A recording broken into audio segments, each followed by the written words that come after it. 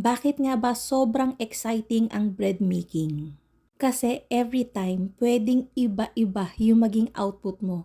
You're working with something that is alive, kaya kailangan mo ng mahabang practice para maging consistent yung magiging output.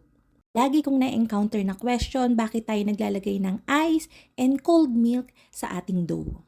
Ito ay para makontrol natin yung temperature ng ating dough sa mixing process pa lang. Gumagamit ako ng spiral mixer, so mas mahaba yung mixing process dito.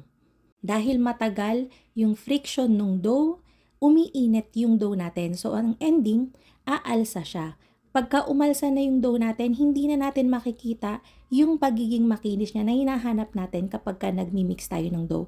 And also, nakakatulong yun kapag ka masyadong basa yung ating dough para hindi siya masyadong malagkit. So yun lang, abangan niyo yung recipe natin ng pang-commercial na ensaymada. Pause ko yan later. Thank you, bye-bye!